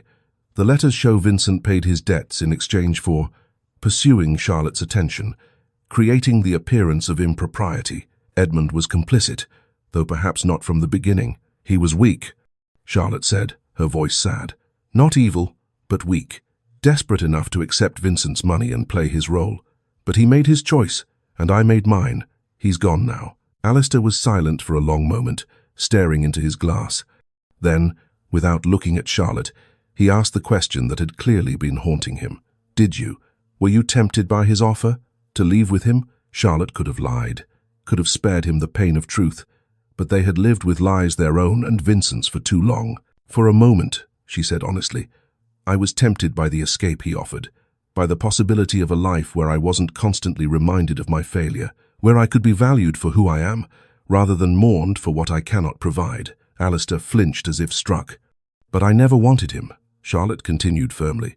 I wanted what he represented, freedom from judgment, from expectation, from pain.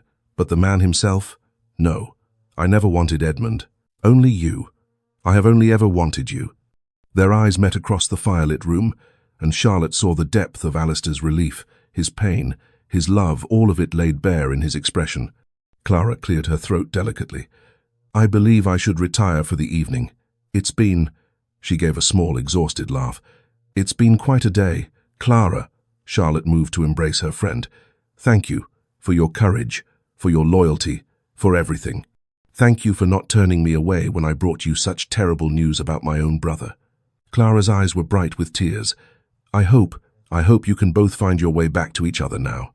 After Clara departed, closing the door softly behind her, Alistair and Charlotte stood on opposite sides of the study, the full weight of the evening's revelations settling over them. The fire burned low in the hearth. Outside, full darkness had fallen, and between them, finally, lay the truth, painful, messy, but cleansing. So, Alistair said quietly, what happens now? Charlotte looked at her husband, really looked at him, and saw not the Duke, not the disappointed aristocrat, but simply Alistair, flawed, hurting, but hers. Now, she said, we talk, really talk, about everything we should have said months ago, years ago, everything Vincent's manipulation prevented us from saying. Alistair nodded slowly. I don't know how to fix what's been broken between us. Neither do I, Charlotte admitted. But perhaps we could start by being honest, by remembering why we chose each other in the first place, by deciding if what we had is worth fighting for. "It is," Alistair said immediately. "Charlotte, it is. You are worth fighting for. Our marriage is worth fighting for. I don't know if I haven't already destroyed it beyond repair." Charlotte crossed the room, standing before him.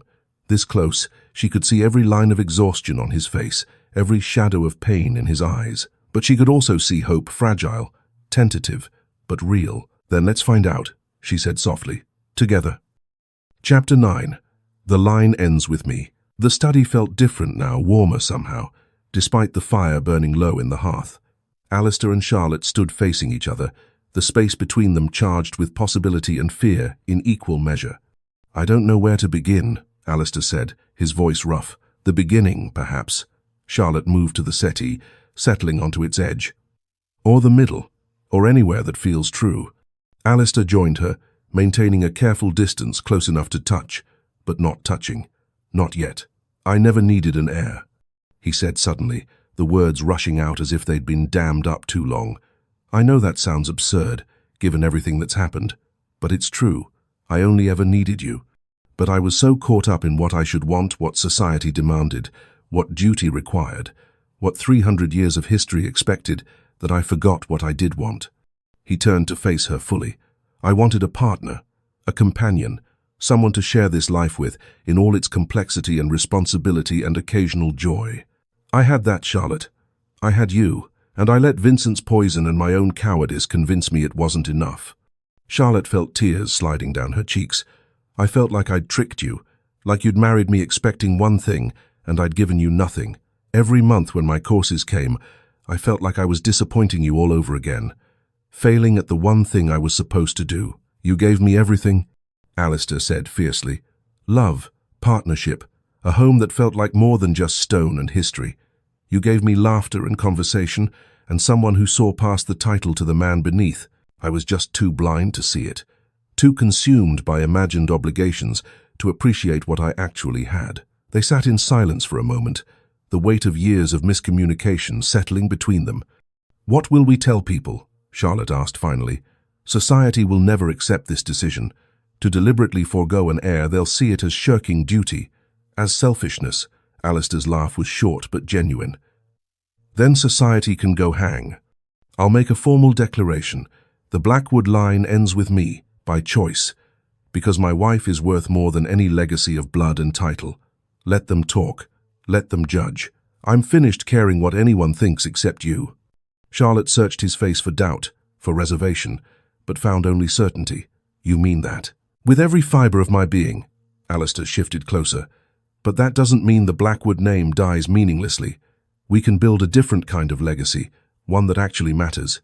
"What do you mean?" "A charitable foundation," Alistair said, warming to the idea. "For women's education. You've always been passionate about that. We could establish a school in the village, fund scholarships for girls who show academic promise, make real opportunities available to those who would never have them otherwise." Charlotte felt something lift in her chest, hope, perhaps, or purpose. "A school, yes, and we could support young scholars and artists. Offer patronage to those with talent but no connections. Agricultural innovation," Alistair added, his eyes bright now. "I've been reading about new farming techniques.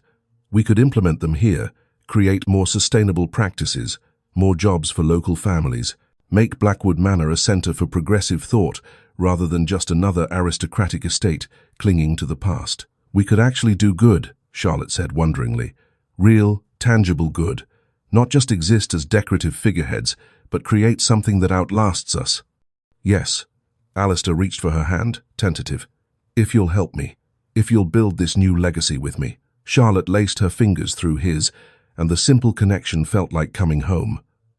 "I will. Of course I will." Alistair stood, drawing her up with him. They faced each other in the firelight, and Charlotte saw everything in his expression: love, regret, hope, determination. "I love you," he said, his free hand coming up to cup her face. "Only you. Always you. Not the Duchess who might have given me heirs. Not some idealized version I constructed in my mind. You, Charlotte. Exactly as you are." Charlotte's voice broke on a sob. "And I love you. Not the Duke, not the estate or the title or any of it. You, Alistair. Just you." He drew her close, their foreheads touching, breathing the same air. "Can we start again? Not forget what's happened. We can't do that. And perhaps we shouldn't, but begin fresh from here." "Yes," Charlotte whispered. "Please, yes." When Alistair kissed her, it was tender and desperate and healing all at once.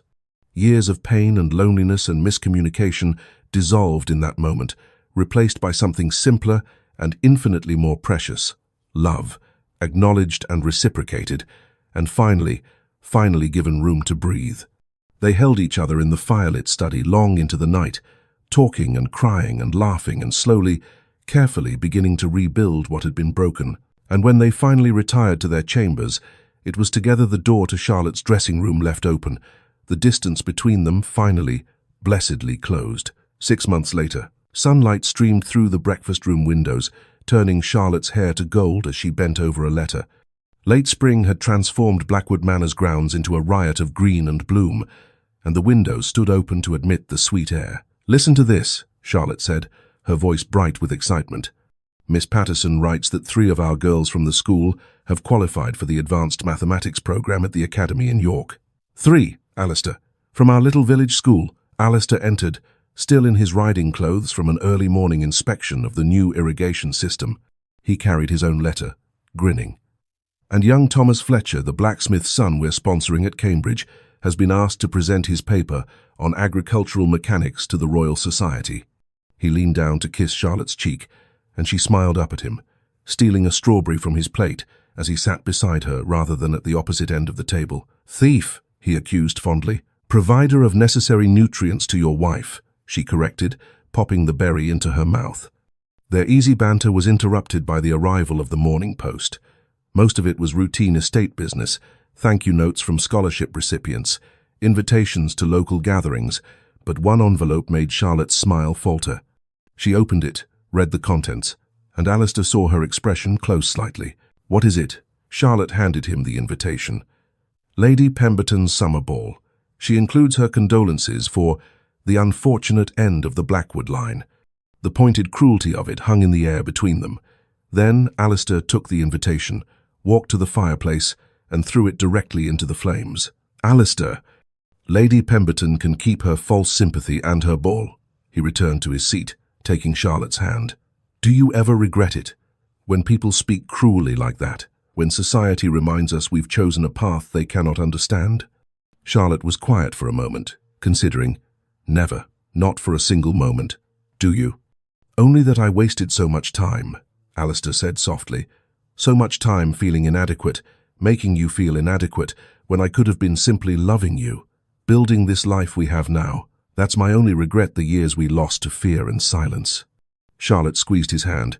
"Then we'll make the most of the years we have left." After breakfast, they rode together to the village school, a modest but well-built structure on land Alistair had donated, funded by the Blackwood Educational Foundation they'd established. Charlotte taught literature there one day each week, and today was her day. Alistair watched from the doorway as Charlotte sat among a circle of girls aged 10 to 14, a volume of Shakespeare open before them. Her face was radiant as she read aloud, pausing to explain, to question, to encourage the girls to think critically about what they heard. "What do you think Portia means here?" Charlotte asked. "When she speaks of the quality of mercy." A girl with dark braids raised her hand tentatively. "That being kind is more powerful than being cruel?" "Precisely, Mary. And why might Shakespeare have a woman deliver this speech?" The discussion flowed, and Alistair felt a surge of pride watching his wife in her element, not performing the role of Duchess, but genuinely engaged, genuinely making a difference in these young lives. After the lesson, as they rode back toward the manor, Charlotte was thoughtful. "What is it?" Alistair asked. "I was just thinking, if we'd had a daughter, I would have wanted her to have what those girls have now. The chance to learn, to think, to become more than society dictates." She smiled. "Perhaps that's another kind of legacy. Not one child, but dozens, hundreds, eventually." "I like that," Alistair said. "I like that very much." They spent the afternoon reviewing plans for the new public library they were having, built on the manor grounds, a substantial building that would house not only books, but also meeting rooms for lectures and community gatherings. The architect's drawings showed a beautiful structure with large windows and comfortable reading areas. "Open to the entire county," Alistair said, running his finger along the blueprint. No restrictions based on class or gender. Revolutionary, according to Lord Weatherby. Lord Weatherby can keep his opinions, Charlotte said tartly, making Alistair laugh. As evening approached, they walked together to the east terrace, watching the sun begin its descent. The grounds of Blackwood Manor stretched before them, workers heading home from the fields, gardeners tending the roses that had been Charlotte's special project, smoke rising from tenant cottages in the distance. Charlotte rested her head on Alistair's shoulder, and his arm came naturally around her waist. They stood in comfortable silence, watching their world come alive with the peace of early evening. "We received another request today," Charlotte said. "A young woman in Derbyshire, exceptional marks in the sciences, but her family cannot afford university. She's asked if our scholarship program might consider her." "Of course, we'll review her application." Alistair pressed a kiss to the top of Charlotte's head. "How many is that now? 12 young people we're supporting?" 15. "And the village school serves 43 students." Charlotte smiled. "Not bad for 6 months' work." "Not bad at all. What shall we do next? Expand the school? Start a second foundation focused on the arts? Perhaps travel to the continent next spring?" Charlotte suggested. "Visit universities. See what other progressive education programs exist. Bring ideas back here." "I'd like that. We could visit Venice. You always wanted to see Venice." They fell into easy discussion of plans, of possibilities, of the future they were building together. The conversation flowed as naturally as breathing, punctuated by comfortable silences and shared laughter.